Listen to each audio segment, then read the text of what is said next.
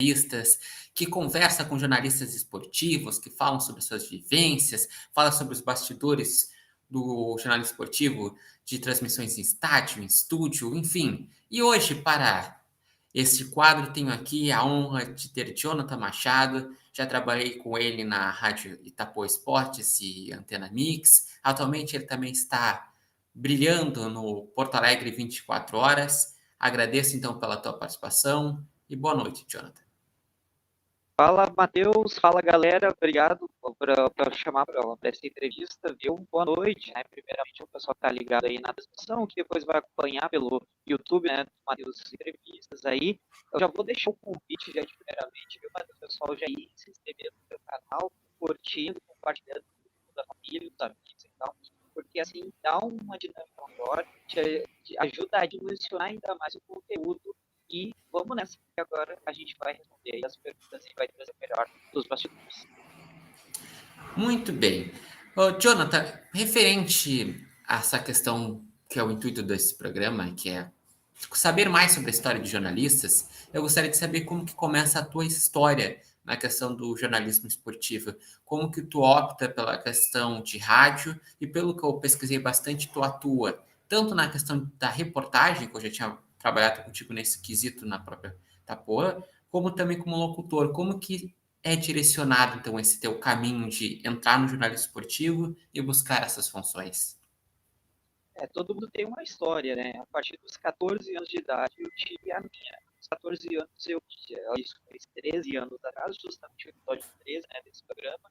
Há 13 anos atrás eu acabei, peguei uma lista de relacionada a um time aqui da Amadora mesmo, aqui do bairro Matias Velho, aqui em Canoas, chamado Futebol. E eu comecei a ficar narrando, assim, a partida, mas como quem não quer nada, sabe? Meu pai me levava, eu era auxiliar dele e tal, ele é técnico, e eu era auxiliar dele.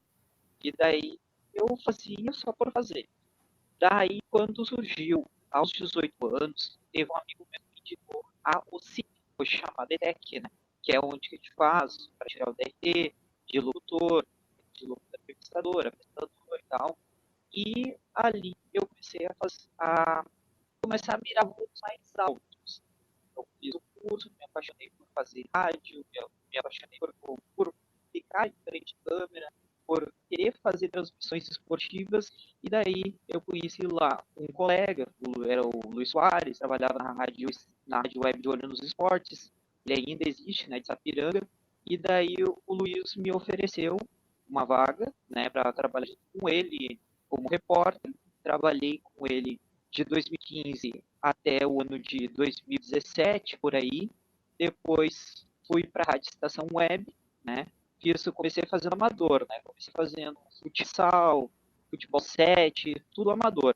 Depois eu tive a primeira jornada esportiva no Beira-Rio, que foi Inter e Chapecoense, naquele ano que teve a tragédia do voo da Chape, né?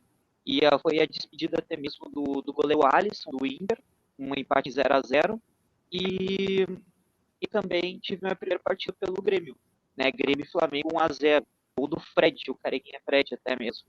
Então, a construção ela foi se desenvolvendo de 2015, mais precisamente assim profissionalmente de 2015 até os dias de hoje. Mas eu vou dizer sincero, eu não acreditava que eu ia chegar tão longe lá no início.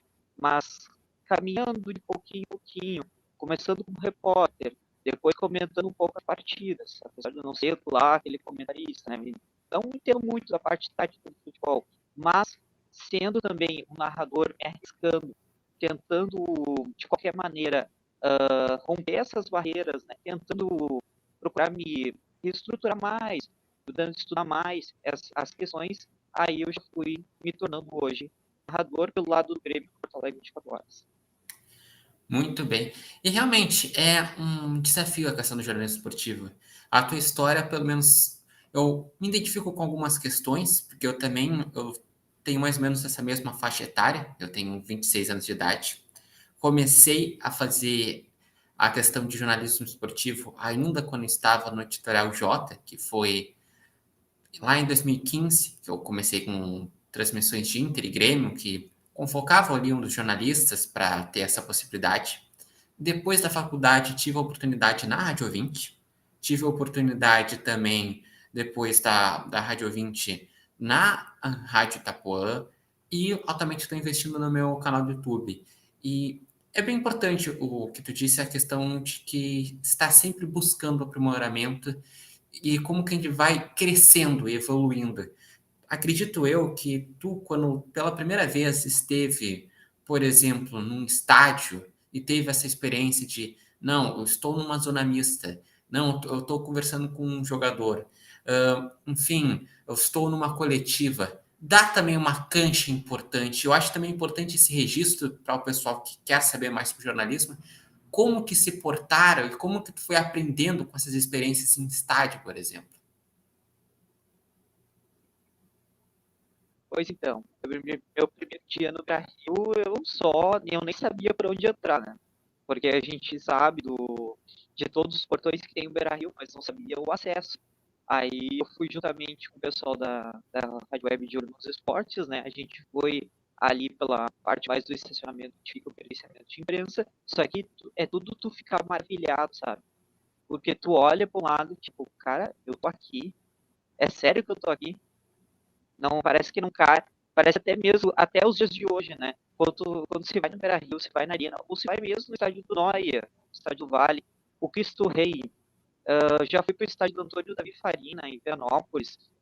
Recentemente fiz trabalho com a Federação Gaúcha de Futebol pelas transmissões da Copa RGF também, ano passado, né? Lá em Bagé, cara, é tudo novo, é tudo coisa que tu não acredita que tu tá saindo para viajar, que tu vai ser, né, ter aquele, como tu mesmo disse, tu quer ter um YouTube na qual tu acaba te bancando futuramente, né, trabalhando com isso. E com a FGF acabava recebendo. Então, tu trabalhar fazendo o que tu gosta e ainda podendo receber isso, cara, é maravilhoso. É coisa que tu não consegue acreditar até os dias de hoje, sabe? Eu tenho um plano futuro de quem sabe trabalhar com isso, mas eu vejo outros eixos também. Eu trabalho fora das transmissões e meu trabalho administrativo tem me dado bastante renda. Eu quero também investir nisso. Só que trabalhar com futebol é tudo de bom. Só quem gosta mesmo do esporte, quem gosta de ficar imerso na hora de, seja para ir na arena, para ir no Beira-Rio, ou até mesmo para ir em algum jogo das séries B, C e D, olha, é realmente mágico, sabe? Então, como é que eu vou te dizer? É traduzindo. Então, continua sem cair a ficha até os dias de hoje, né? Essa é a sensação que passa das transmissões sempre quando a gente vai no estádio. E aí, tu diz uma palavra muito importante para o pessoal que está acompanhando. Perseverança. Acreditar. A questão de muitas vezes que no início tu tem até um choque de realidade quando está diante as transmissões. Porque é isso, por exemplo, no canal do YouTube é isso, tu tem que ter perseverança, tu tem que ter consistência, fazer um conteúdo jornalístico para tu conseguir engajar um público. E na questão do jornalismo, quando tu está nessa área, é muita perseverança, porque primeiramente quando tu está ali nas rádios, rádio webs, talvez iniciando ali uma assessoria, demora um pouco para tu fazer o teu nome, para o pessoal te conhecer, saber a tua trajetória, te oportunizar. Então, por isso que é fundamental essa questão da perseverança e ter bastante dedicação. Eu acredito que também, no início, dá aquele frio na barriga, mas aos poucos também vai se entendendo um pouco mais das técnicas que têm que ser desenvolvidas. Por exemplo, quando tu vai numa coletiva, tu já pensa assim, qual pergunta que eu posso fazer diante ao Renato, diante ao Cudê, o que o torcedor gostaria que estivesse lá, porque quando tu é repórter, normalmente é isso, tu tem que pensar o que o torcedor gostaria de saber, ou quando tu tá como um repórter de torcida, tu tem que saber o que o ouvinte gostaria de saber das sensações que tá o torcedor, que é entender a emoção que às vezes a televisão não vai passar quando tu vai estar nessa função. Então, o jornalismo é muito isso também, de passar a emoção e trazer informação. É verdade. Mas, tipo, de coletiva é muito. Principalmente quando a gente pega técnicos no estilo do Renato, ou no estilo até do Mano, tu fica com aquele medinho só vai se caindo mesmo com o passar do tempo. O que eu vou perguntar para ele? Porque tu sabe o comportamento tanto do Renato quanto do Mano, de que eles são uma perguntinha errada, principalmente quando perdem, eles te dão nos dedos. Eles estão ali para te dar um corte assim, que tu fica marcado, de bater boca e tal. É o perfil dos treinadores, né?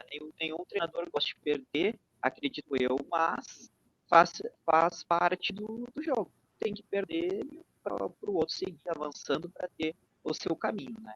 Então, é por isso que eu gosto mais de ser narrador, entendeu? Porque o narrador não tem tanto contato com o treinador. Claro, pode acabar opinando sobre o treinador ou pedindo para que o repórter acabe repassando essa informação, essa pergunta para o treinador. Mas ele fica mais a dele, de passar a emoção na jornada esportiva para os ouvintes, para o telespectador que está acompanhando.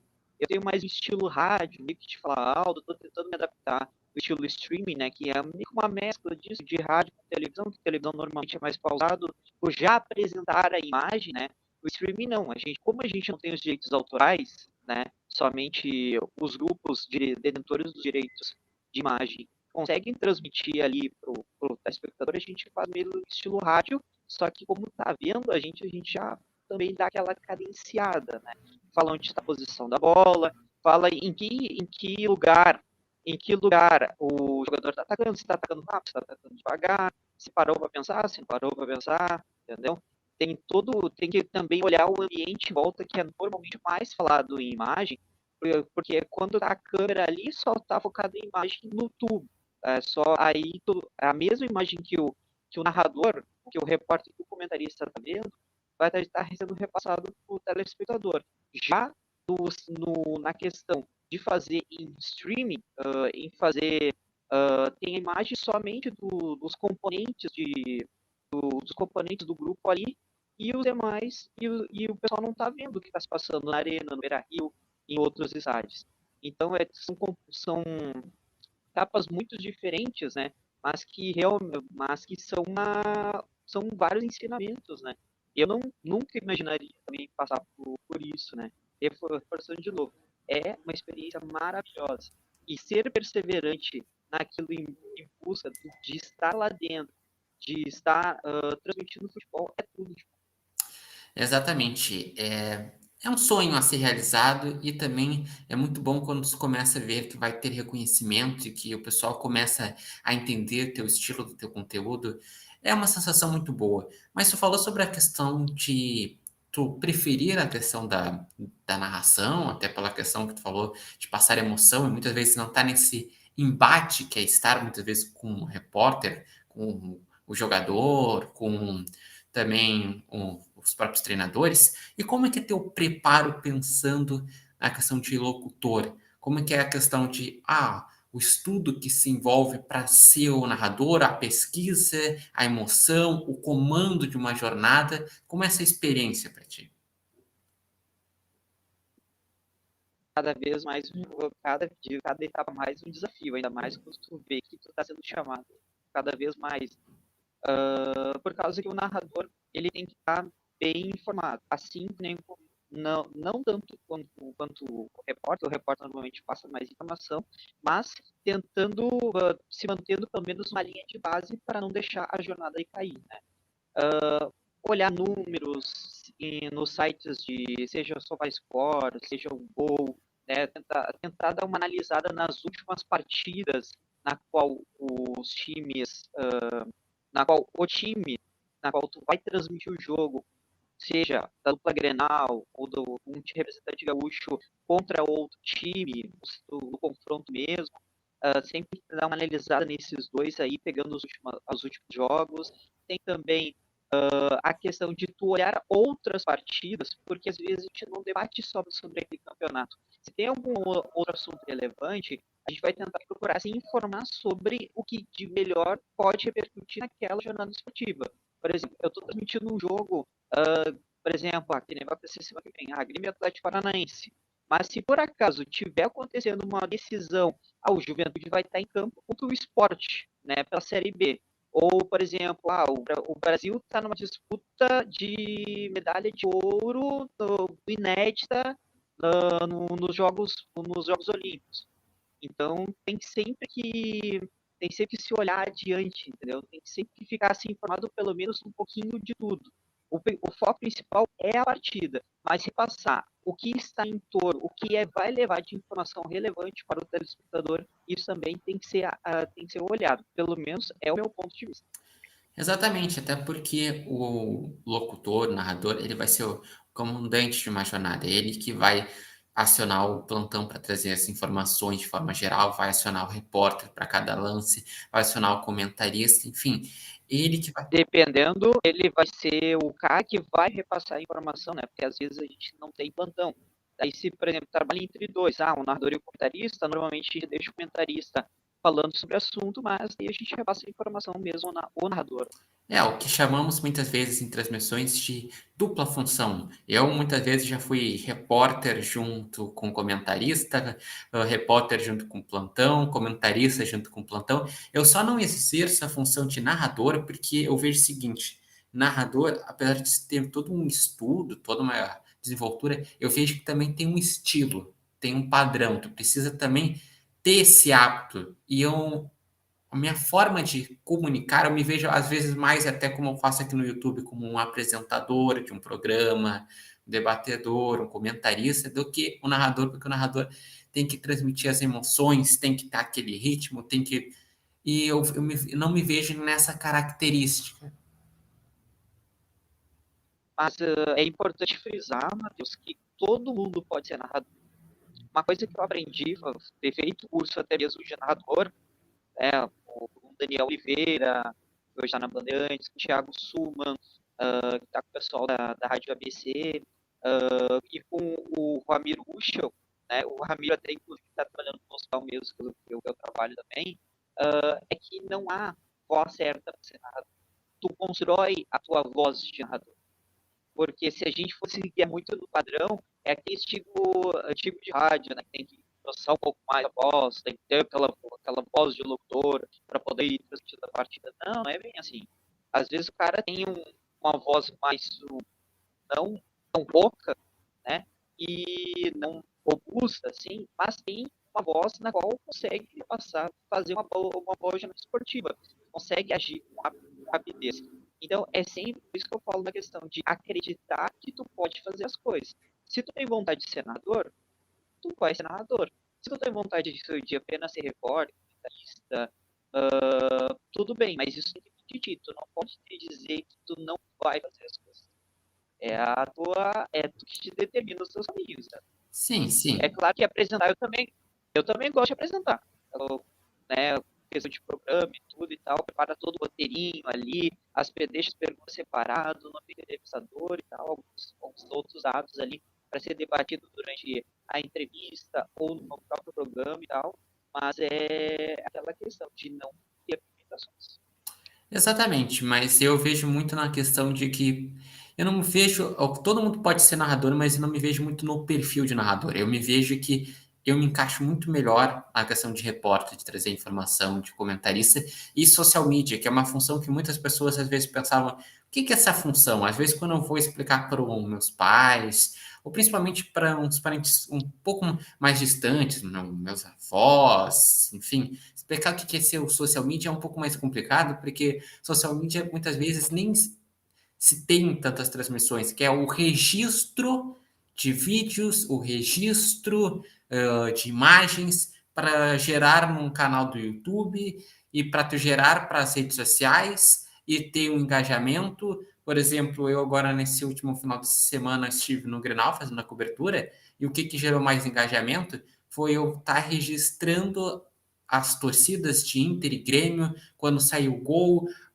fazendo um cântico antes de começar o jogo e depois fazer um compilado de um vídeo sobre isso. É o que gerou mais engajamento, porque o pessoal gosta bastante de ver as emoções, gosta de escutar alguém falando sobre a torcida, mas gosta bastante de ter essa emoção. E outra coisa que gostam demais é de ter o personagem. Por isso que se gostam muito quando tem um registro ali na zona mista. Quando eu divulgo um registro ali de coletiva, quando nos meus debates eu mostro a questão de jogador. O pessoal gosta muito de ter alguém que vai ter essa identificação. Então, é fundamental nesse quesito. Mas uma coisa que agora eu gostaria também de adentrar contigo é a questão que todo mundo tem inspirações e todo mundo tem a questão de jornadas que são marcantes ou que trazem aprendizados. Tu, quem são tuas inspirações? Quais foram as tuas jornadas até agora, desde que tu começou em 2015 até agora, que tu gostaria de destacar e dizer, não, essa daí foi uma jornada fundamental, essa daqui eu me destaquei, essa daqui teve um episódio curioso. Essas jornadas tá citando, por exemplo, os nadadores que me inspiram, tá? De forma geral, mas tanto de estar numa jornada que tu sentiu que foi uma jornada histórica ou alguma jornada que te trouxe um aprendizado ou que ficou marcado para ti, assim, tipo, pá, que baita jornada que eu fiz. Pois então, a melhor jornada, sim, que eu fiz, na minha opinião, até foi ressaltado pelos meus colegas da Rádio Itapuã, né, naquela ocasião, né, o Pedro, e até mesmo o outro colega da Antena Mix, agora desculpe se eu acabei esquecendo o nome aqui, deu um branco na hora, mas foi de Internacional, porque foi a minha primeira partida numa Libertadores da América.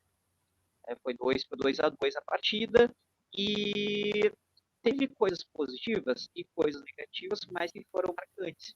Além de ser um jogo internacional, na qual eu acabei fazendo, né, um jogo de Libertadores que eu nunca tinha feito, teve a questão que estava chovendo, eu tive que me superar através de ter que proteger o microfone, ter que proteger os aparelhos juntamente com os meus colegas de transmissão, ter que ficar prestando bastante atenção, tanto no clima quanto no estádio, e sentir a principal empolgação de ter passado uma jornada esportiva na qual eu conseguisse ser aquele cara que passou uma emoção gigante na hora de fazer os gols do Inter e também fazer os gols nacional. Porque apesar de a gente estar transmitindo para os times gaúchos e tal, eu consegui fazer com que todo o impacto do Beira-Rio e tanto toda a torcida, observando a torcida nacional, fosse passada na transmissão. Então, esse foi a principal jornada que eu fiz, assim, pelo lado do Inter. Se fosse falar de uma pelo lado do Grêmio, é justamente a da Copa do Brasil também. A Copa do Brasil, do jogo entre Grêmio e Bahia, na qual eu acabei batizando, entre aspas, o Grando de Milagando, foi um bordão que saiu assim na hora, por causa das defesas que o Milagrando fez na hora, né, que o Grando acabou fazendo, e isso foi inspirado no que o do Marcelo Broi, porque ele era chamado de Milagroi, né, isso até foi batizado pelo Pedro Ernesto Denardi, né, o narrador da Rádio Gaúcha, mas peguei essa referência na hora dos pênaltis, foi muito automático. Então, essa sim são as duas jornadas que mais me chamaram a atenção, mas principalmente da Libertadores. E uma coisa também muito importante de se destacar, principalmente para o pessoal que está querendo entrar nesse meio ou está iniciando nesse meio, é entender o preparo que envolve uma transmissão de estádio, porque muitas pessoas pensam, tá, Matheus, como é que é estar ali no estádio, estar numa zona mista, estar ali numa cabine, estar no meio da torcida? É aí que é algo bem importante. É uma questão de preparo técnico, de pesquisar, se é o repórter, as informações antes, se é o comentarista analisar alguns jogos antes, se é o plantão trazer as informações, mas é também uma questão, muitas vezes, também de material.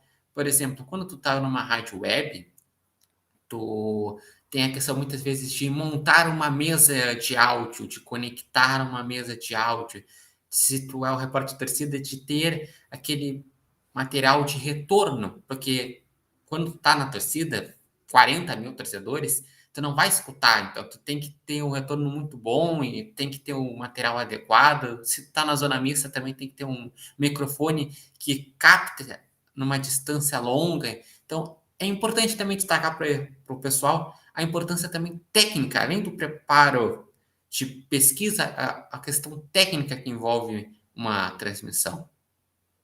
E isso eu já passei por muitas dificuldades, né? Seja no Beira-Rio, que é o que dá mais problemas, ou seja na Arena, né? Por causa que o principal problema nos dois estádios é a falta de internet. Porque às vezes quando a gente vai para o campo, ou quando a gente está ali na arquibancada, ali até mesmo próximo dos nossos companheiros ali, que às vezes, por exemplo, jogo de Libertadores tu não consegue fazer no campo, tu não consegue fazer ali atrás do gol, tu faz na torcida, porque é a determinação da Conmebol. Então, quando tem muita gente no estádio, o sinal fica mais fraco.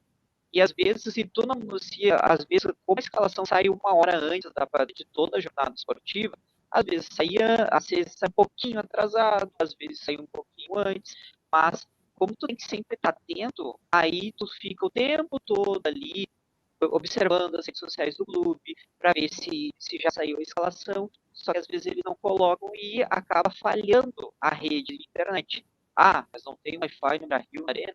Tem, só que às vezes não ajuda, pelo simples fato de ter muita gente acessando. O Wi-Fi do Beira-Rio e da Arena são compartilhados, então por isso até mesmo as emissoras têm que acabar tem que ter seu próprio Wi-Fi, né? Para poder repassar a transmissão direitinho. E então, o trabalho de repórter, o trabalho de fazer uma jornada esportiva é bem trabalhoso mesmo. E como teve um fato que aconteceu até mesmo nesse dia do Internacional, que a mesa da Rádio Itapuã, da Antena Mix e tal, acabou queimando a mesa. Aí a gente teve que se virar. A gente teve que se virar nos 30 para poder repassar a transmissão. Felizmente, era bivolt. Então a gente conseguiu definir para outra voltagem e conseguir. Só que isso a gente foi perceber depois de tempos, né? Porque na hora bateu o nervosismo. Não tinha. A gente só pensava que a gente não vai conseguir transmitir. Como é que a gente vai fazer nesse momento? Então a gente está bolando até uma outra ideia se não fosse acontecer essa situação de ter percebido que a mesa era bivolt. A gente ia fazer a transmissão diretamente do notebook. Conectar um microfone aqui, né, um microfone mesmo que seja do celular, sabe? E transmitir pelo fone de ouvido conectado ao notebook. Seria a maneira alternativa. Não tinha que se fazer, às vezes, faltando uma hora, minutos para começar uma partida. E ainda mais sendo de Libertadores. Não tinha como voltar até o estúdio, voltar até em casa para pegar o outro microfone ou outra mesa. É bem complicado. Tem pessoas que não sabem a dimensão do trabalho que dá de montar os equipamentos, de se der algum problema, alguma falha. Por exemplo, acabou a pilha do microfone, que normalmente a gente ainda usa de pilha, aquelas pilha normal, né? Mas se não falhar na hora, a gente tem que deixar sempre pilha reserva, porque senão, se acabar falhando no meio da transmissão, a gente não consegue repassar a informação. E ainda tem a questão do posicionamento. Se tu tá atrás seja da Arena ou do Beira-Rio, tu tá atrás do gol, tu tem que ficar, por vezes aconteceu isso, de ter que ficar levantando o microfone em sentido ao estúdio ou o lado contrário, né, da cabine, porque senão tu não consegue pegar o sinal. É bem complicado. Teve vezes a gente teve que fazer um do lado do outro, porque não tinha como fazer na transmissão de longe. Então, é uma coisa que vai com o tempo. As rádios menores têm muita dificuldade por conta de, né, não ter assim grandes patrocinadores, né, para poder bancar aquilo na hora. Às vezes vem do nosso próprio bolso. Questão de deslocamento, de ir para ir para o estádio, questão de comer alguma coisa lá, né? Uma coisa que sustente, né? Alguma coisa que vai fazer que a gente fique firme durante a jornada esportiva. Tem que vir do nosso próprio bolso, então é bem complicado. É uma coisa apaixonante, mas é desafiador e que demanda muito, muito, muito, muita energia da pessoa. Tanto é que quando a gente volta, você já deve ter passado por isso até mesmo, Matheus, a gente volta cansado do estádio. Parece que a gente carregou um turbilhão de coisas. E quando a gente está em casa fazendo, é diferente.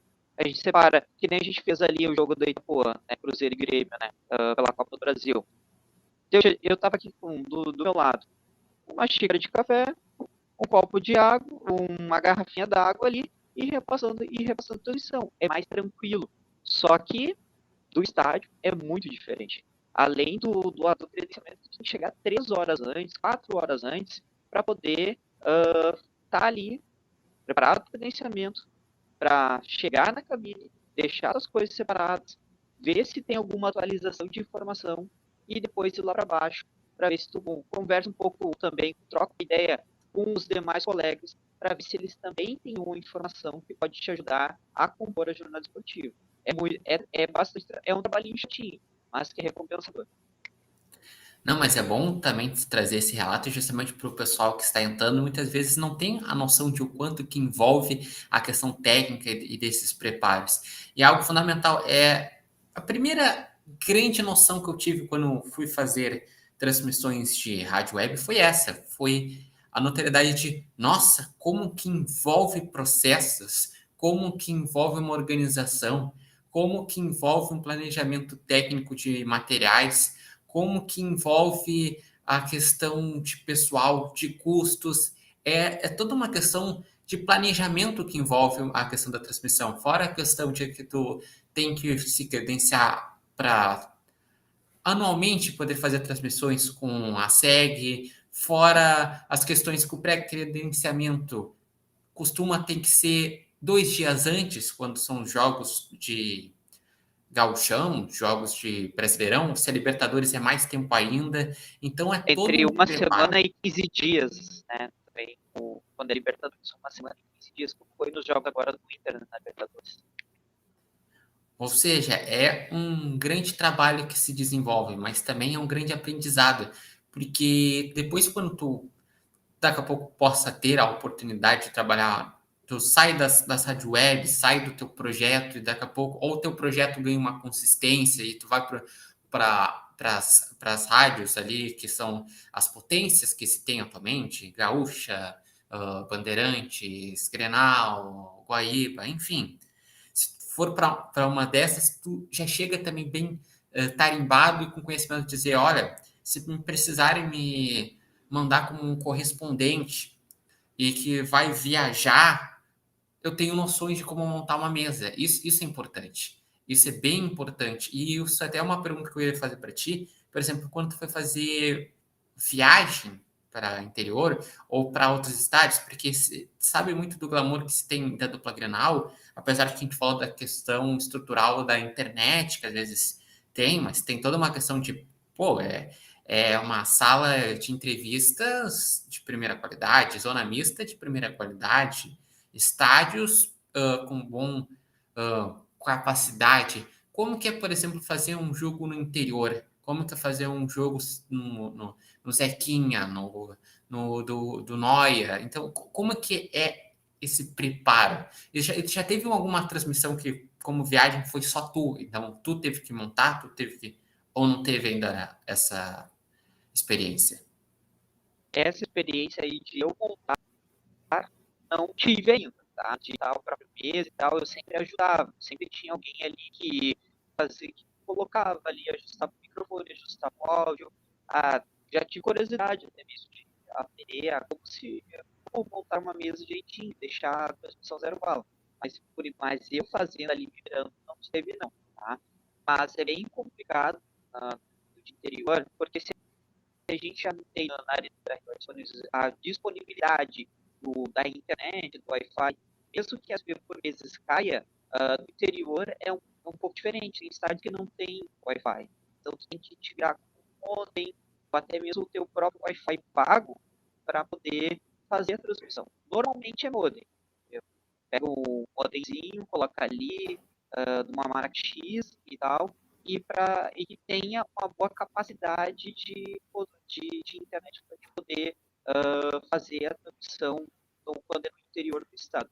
A estrutura do interior, alguns são bem precários, viu? Só tem ali uma tomada para te poder conectar vários fios, porque tem que ser a parte da mesa de áudio, tem a parte, às vezes, do roteador de retorno, tem a parte do notebook, sabe? Ou quando tu tá sem celular, quando tu tá celular, quando nós últimas vezes tem que carregar o celular. Então, tipo, às vezes é uma tomada para te ter que colocar o T, levar uma extensão, para te colocar ligando 4 equipamentos diferentes. E dependendo do como tiver o clima, como por exemplo, eu já fiz transmissão pela FGF TV, né? Lá pela Segunda Gaúcha, eu joguei contra a equipe do Gaúcho, na primeira rodada da Segunda Gaúcha, ano passado, tava chovendo. E a estrutura do estádio lá em Santo Ângelo estava bem preocupante, porque tinha até mesmo uma tomada no meio de uma poça d'água. Então, tipo, tu ainda passa por esse tipo de problema, entendeu? Tu tinha 3 tomadas de posição, né, para uma rádio lá de Santo Ângelo, para repassar a transmissão da Segunda Gaúcha, e tinha uma para nós da FGF. Foi levado pelo Cabelo, que é o que estava responsável por montar ali, estruturar a parte técnica e tal, uma extensão para poder ligar os equipamentos, só que a gente ficou um cenário meio preocupante, né? Tinha a poça d'água e a gente tinha que tomar cuidado, porque se pisa naquilo ali, vai saber se estava eletrizado ou não, né? Se realmente a energia estava funcionando ali naquele espaço, não. Era a perigo de tomar um choque. Então tem todo, além do cuidado que a gente tem que ter em ter o olho atento numa jornada esportiva, em pegar informação, em que informação normalmente no interior é mais complicado, né? Até mesmo porque as redes sociais ele não tem difícil, alguns têm, sim, série C, série B, até série D também tem. Times mais tradicionais, como o Brasil de Pelotas, o Avenida, o Novo Hamburgo, mas tem time que, por exemplo, vai transmitir um jogo talvez no Real ou do próprio Elite, ou até mesmo do Tupi de Tucumã, que é feito pelo próprio pessoal do time, né? Os maiores cargos, assim, porque não tem uma pessoa fixa para fazer a parte das redes sociais, aqui conversando lá na hora, coletando informação e também cuidando essa parte de ter que cuidar essas pequenas coisas, tipo, cuidado para não cair, levar um choque, porque também tem espaços escorregadios nos estádios. Então a gente tem que até escolher mesmo o sapato que vai ir para poder não acabar caindo ou dando um problema lá na hora. E agora eu quero também fazer uma pergunta mais focada no teu momento atual, que tu citou lá no início, quando contou um pouco de quem é o Jonathan e como que foi evoluindo na questão das transmissões, de quando começou em 2015 até agora. Tu falou que atualmente está na Porto Alegre 24 horas. Como que é mais ou menos agora a tua rotina na Porto Alegre 24 horas em transmissões? Como que... Explica um pouco mais para o pessoal. Bom, no Porto Alegre 24 horas eu tenho feito os jogos do Grêmio, né? Eu sou o narrador gremista, né? Que transmite os jogos do Tricolor, né? Em jogos do Inter eu fazia mais assim pelo Porto Alegre. Eu já fiz pelo Porto Alegre, né? Atlético Mineiro e Inter lá no primeiro turno. Só que eu tenho feito mais partidas pelo lado do Grêmio. E na Rádio Itapuã eu fazia os dois, né? Até mesmo eu dava ideia para o César Costa, né? Que é o diretor de esportes da Rádio Itapuã, a questão dos times gaúchos, né? Tinha a Copa do Brasil ali, o Brasil de Pelotas estava avançando, o Ipiranga estava enfrentando o Botafogo, então eu dava ênfase para os times do interior, porque eu sempre fui mais apaixonado pelo futebol do interior do estado. Não tinha tanta ênfase na dupla Grenal. Mas transmitia também jogos do Inter, né? E na Porto Alegre eu só faço jogos do Grêmio, quando é jogo na arena, mais normalmente. Uma vez que outra a gente faz um jogo quando é fora, daí a gente consegue um estabelecimento para poder transmitir e tal, né, ou até mesmo transmitir do estúdio da Porto Alegre. E lá do Inter tem o Douglas Freitas, que ele narra as partidas do Internacional, assim que tem o Maurício Borba, que é os narradores do lado colorado. Então, são duas equipes, né, que transmitem os jogos. Como vai ter só 2 jogos na Arena esse mês, eu só vou transmitir esses 2, né? Jogo entre Grêmio e Atlético Paranaense na próxima quarta-feira. na próxima semana daí, depois, né, Grêmio e Flamengo, e depois no mês que vem, as 5 partidas que tiverem na arena restantes do Campeonato Brasileiro, eu transmito. Então, somente esses jogos, né? Futuramente a gente planeja, né, fazer todos os jogos, seja Gauchão, seja Libertadores, seja Copa do Brasil, seja Sul-Americana, caso vier também Sul-Americana, né? Então, mas a princípio é só os jogos de casa que eu acabo fazendo. Muito bem. E seguinte, em relação a sonhos, que tá, estamos agora em 2023, tu está agora na Porto Alegre, passou ali pela Itapuã, passou pela FGF, enfim. Quais são os sonhos do Jonathan nesse meio que é o jornalismo esportivo, na questão de o que almeja chegar? Porque a gente chegou a citar um pouco sobre referências, e referências tu falou até do Pedro Ernesto Denardim, quando tu falou da questão de falar milagrando, lembrando do Milagrói. Quais são os teus objetivos neste meio? Meus objetivos nesse meio, bom, eu vou te dizer que eu já me sinto realizado, né?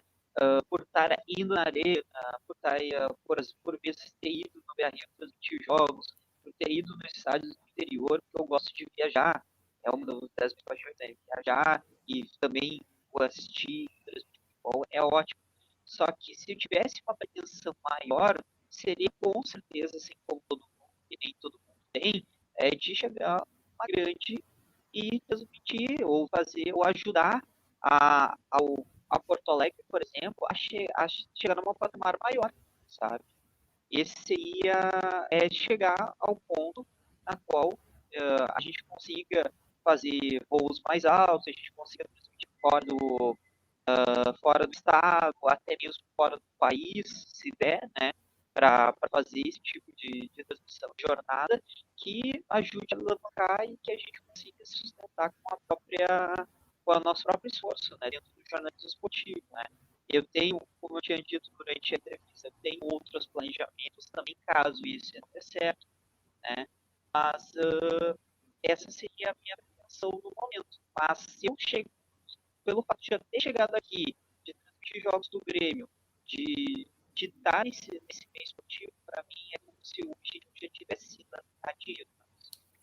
E é importante isso que tu disse também sobre a questão de que tem que ter um plano também fora da questão do jornalismo esportivo, porque o jornalismo esportivo é algo muito competitivo e que tu vai ganhando as oportunidades, mas tu vai aos poucos, tu vai tendo que ter essa perseverança.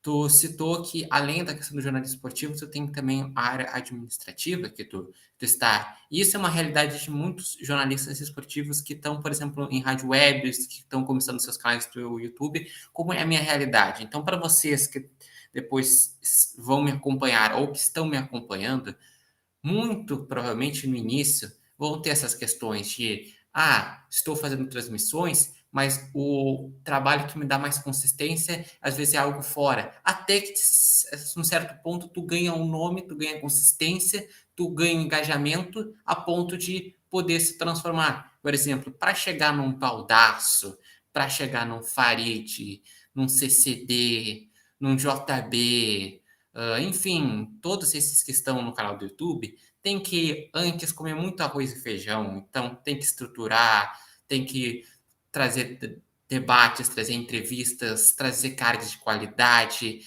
trazer um engajamento nas redes Ou sociais. se não, ou se não acontecer algum fato assim muito inédito que te faça ganhar uma enorme repercussão na hora, né? Por causa, vai que aconteça algum assim, tu pegou tal cena, tal foto, tu foi tal entrevistado, tirou, sei lá, uma foto com, sei lá, o Luiz Carlos Júnior, por exemplo, né? O narrador do Sport TV do Globo e tal. Tirou uma foto do Luiz Carlos Júnior, ele colocou nas redes sociais dele tal e coisa, te mencionou e tal e coisa, o pessoal vai lá, vai ver que tu vai começar a te seguir e tal e coisa, ou, claro, a gente tem que saber até mesmo lidar com haters. Né?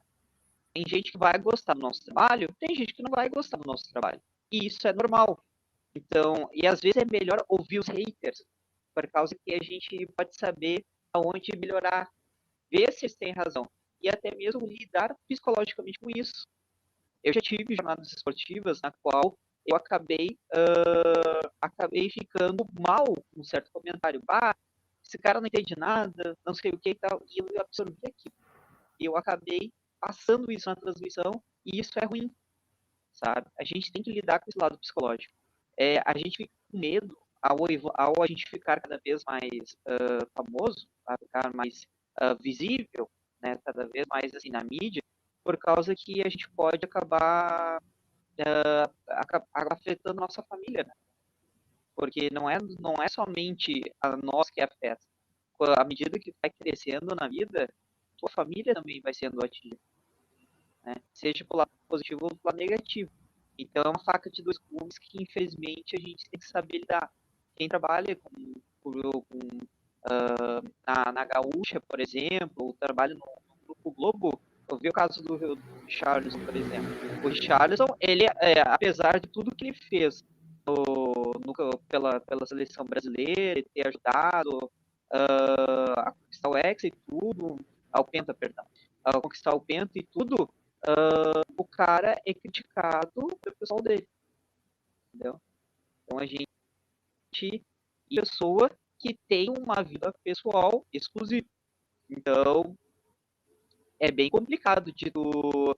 Infelizmente, as duas coisas não conseguem se separar. E à medida que as coisas vão crescendo, mais exposto cada vez mais as nossas vidas.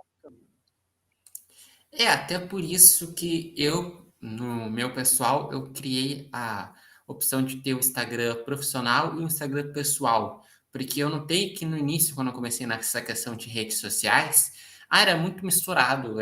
Daqui a pouco tu queria tirar uma foto ali junto com os amigos, tu foi ali em alguma situação, e também tinha a questão de ser profissional, né? Dizer, não, mas precisa. Eu fui lá e separei, ó. Eu vou postar só minhas postagens de canal do YouTube, de situações e stories, enquete.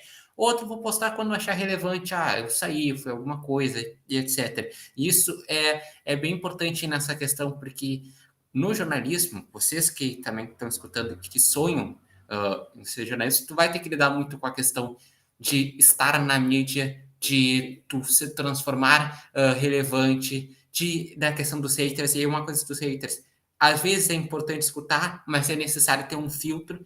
Eu já tive postagens que eu fui lá e gostei ali nos grupos, que eu sempre divulgo, sempre nos grupos, vou fazer a postagem e tal.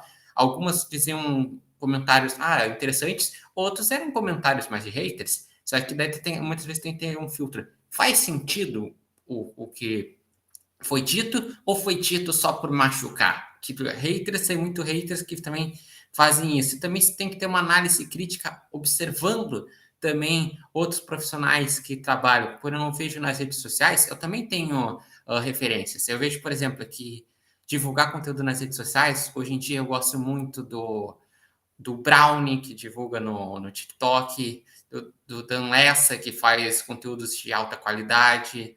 Em questão de youtubers, eu tenho muito a referência do que se faz, por exemplo, o JB, o que faz o Lucas Colar, o que faz também. Agora me faltou o nome do que está agora no Donos da Bola, que é o repórter que assumiu que é gremista, enfim. É o Diogo, É né? o Diogo. Enfim, Diogo eu Rossi. tenho muito esses também como base, mas sempre outra coisa importante para quem está escutando. Tu tem que ter referências, mas não pode tentar imitar. Tu tem que ter teu estilo. Tu vai olhar a referência de como que se produz, a qualidade que se produz, um card, uma reportagem, um padrão, porque tu vai ser contratado, tu vai ser por uma questão de padrão, mas sempre tendo tua característica. Tem que ser tu. Tu, quando tu faz a tua narração, tu pode usar até um pouco uma referência, mas a pessoa tem que identificar que esse é o Jonathan. É assim que ele traz a emoção do gol, é assim que ele comanda uma jornada. Quando tu é repórter, tu tem que saber que é assim que ele tem um ritmo de fala, é assim que ele traz a descrição. Que é isso, tu vai ficar famoso também pelo teu estilo, pela tua identificação, que daqui a pouco o pessoal que está, como tu falou, na grande mídia vai identificar, vai dizer, sigam esse cara, porque esse cara tem um conteúdo relevante. E é assim que tu vai crescendo, e é assim que vai tendo o processo. Uma coisa que é importante, né? Seja sempre tu mesmo. Não adianta a gente tentar se ocultar para certas coisas, porque uma hora a verdade sempre aparece, né? Então, isso pode ser o principal bomba para uma pessoa tentar te derrubar, entendeu? Mas sempre quando a pessoa tentar te derrubar, a gente faz que nem uma bola, né? A gente se impulsiona cada vez mais para cima. As pessoas podem até atacar a gente tem que utilizar isso como motivação. Então, é o que pelo menos eu defino, sabe? Porque a princípio eu não tinha voz de narrador. Quem vai estar acompanhando agora, acho que eu também pode ser que esteja pensando que eu não tenho voz de narrador. Mas chegar a ver meu trabalho na Porto Alegre 24 horas, ou do nosso trabalho que a gente já fez com o jogo entre Grêmio, Cruzeiro e Grêmio ali, ver que se tem um posicionamento de voz, se tem todo um jeito de se falar, uma experiência de ter acompanhado o trabalho de grandes narradores, assim como até narradores que não são da mesma proporção, sei lá, do Galvão, do Pedro Ernesto, sabe? Narradores que já estão feitos, né? E só estão agora por se aposentar. Não precisam de mais nada. Tem gente que está fazendo o seu caminho e que está trilhando muito bem, né? Tá conseguindo fazer e que também merecem ser ouvidos. A gente tem que ouvir também os narradores de fora, do futebol argentino, até mesmo de outros estados. Eu estava ouvindo esses tempos para acompanhar o jogo de Ipiranga pela Copa do Brasil, a uma partida lá da rádio, se eu não me engano, difusora de Manaus, se eu não me engano, de Manaus não, de Rio Branco. Então, porque não tinha uma outra rádio que acontecesse em São Francisco do Acre e Ipiranga. É importante a gente ouvir outras rádios esportivas, porque a gente consegue aí, trazer elementos na qual incorpore na narração. Até mesmo porque, às vezes, o narrador tem aquele jeito diferenciado, tem uns que usam mais do humor, tem outros que não que utilizam mais a seriedade, tem outros que utilizam isso, né? Porque a narração não deve ser séria o tempo todo, na minha opinião. Não deve ser sério o tempo todo. Não pode dar risadinha, só tem que falar informação. Não, isso daí isso é coisa do passado. A gente tem que utilizar que o jogador acaba escorregando, o Milton Leite não fala que beleza, ou às vezes o Luiz Carlos Júnior não acaba indo e tal. Tem que ser levado tudo à boa, num, num aspecto em que o ouvinte vai querer ficar para ouvir.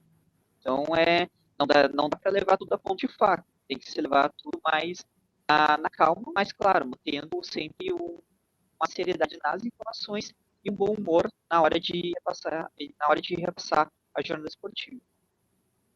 Exatamente, até pelo perfil que se tem atualmente com as redes sociais. Se mudou muito a forma de narrar, se mudou muito a forma do jornalismo, se mudou muito a estrutura com o advento das redes sociais, de ter rádio web, de ter streaming, de depois gerar reels, conteúdos, shorts, conteúdos para a rede social. Se mudou muito o estilo. Aquele estilo mais quadrado de antigamente, da impostação de voz, se mudou porque hoje em dia a característica de quem consome é diferente. Eu até ampliaria dizendo que cada região se consome de uma forma diferente, porque tu citou ali a questão do Rio Branco. Por exemplo, a narração, o estilo de transmissão gaúcha é diferente às vezes de uma transmissão carioca, que é diferente de uma paulista, de uma mineira, enfim, cada um tem as suas referências. E também tem a diferença da transmissão de rádio para uma transmissão de TV, para a transmissão só para as redes sociais, enfim. E para finalizar, gostaria de saber o seguinte: tu já também teve a experiência de trabalhar com TV? Sonha em ter essa experiência com TV? Ou o foco é mais para esse âmbito mesmo de rádio web, enfim? Rádio. Por causa que, desde a parte da UCIP, da faculdade, agora estou terminando a minha faculdade, eu fiz, até mesmo tem lá no Instagram as fotos que eu estava fazendo, matérias para a UBRA TV. Rádio sempre foi minha maior paixão. Eu tive uma experiência mais forte quando estive na UBRA TV agora recentemente. Só que continua sendo rádio. Rádio, eu sei lá, eu consigo entender mais. Não é só a parte, tipo, se apareceu ou não, porque hoje em dia a rádio não é só a voz, a rádio também é imagem. Então a gente é aquele estilo de falar mais rápido, é a hora de pegar uma informação, a informação ela é falada na hora, sabe? É o hard news que a gente tem que passar. Então, o rádio sempre foi minha maior paixão. E desde pequeno, até mesmo, quando eu ouvia, a minha mãe falava, né, que eu deixava sempre um radinho do lado do meu berço, porque é a única maneira de eu acabar dormindo. Então, sempre pertenceu para mim, sempre gostei mais de narração de rádio que de TV. Então, rádio, toda a vida, mas claro, se acabar trabalhando em TV, como já trabalhei também com a FGF TV, fazendo narração para a FGF TV, mas minha voz ainda estava como um cara de rádio. Então, tinha que ter um trabalho de continuidade para poder fazer ao estilo TV, e isso com contato mesmo com o pessoal lá. Tem curiosidade de fazer? Tem. Mas se eu tiver que optar entre os dois, eu vou para rádio. Muito bem. E eu também vou agradecer a todos que ficaram aqui acompanhando ou que depois vão acompanhar a entrevista que tive aqui com o Jonathan Machado. Um prazer estar aqui junto contigo, te contar sobre essas experiências e também, enfim, ilustrar várias situações de contexto do jornalismo esportivo, de transmissão em estádio, em estúdio, desafios, de montar material, de viagem para o interior, todo esse compilado que faz parte da experiência de ser um jornalista esportivo, e também sempre desejo muito sucesso a todos aqui que participam, e eu já tive a honra de trabalhar contigo, então também te desejo sempre muito sucesso por onde for trilhar. Então, agradeço mais uma vez, então, a tua presença, Jonathan. Eu que agradeço. Valeu por ter chamado para essa entrevista, tá? Alguns pontos pode ser que eu não tenha esclarecido muito bem, mas faz parte. Um pouco nervosismo, porque sempre entrevista sempre deixa a gente nervoso, né? Mas faz parte da vida. Eu quero agradecer o pessoal que acompanhou aí, que vai acompanhar ainda, e reiterando o pedido, tá? Se inscreve no canal do Matheus para ter também assina, ou dá o sininho ali, caso você vai receber a notificação das próximas entrevistas aí, e esse guri aqui, ó, vai longe, tá? Muito obrigado. E reiterando, então, não se esqueçam que aqui no canal do YouTube, aqui do repórter Matheus Wolff, tem debates todas as segundas, tem esse quadro de entrevistas, que esse já foi o 13º episódio, e vai ter ainda mais, conversando com o pessoal, com narradores, com repórteres, pessoal que já está há mais tempo, pessoal que está iniciando, enfim. E também não se esqueça que tem vídeos opinativos, tem vídeos de coberturas de transmissão, teve agora do Grenal entrevistando torcedores, mostrando as torcidas, então não se esqueçam aqui de acompanhar. Cheguei há 2, 3 semanas atrás a marca dos 100 inscritos e desejo cada vez mais ir aumentando e crescendo, pois é assim que é desenvolvido o canal do YouTube. Um abraço então, Jonathan, um abraço para vocês que estão acompanhando e até as próximas transmissões, debates, entrevistas. Obrigado.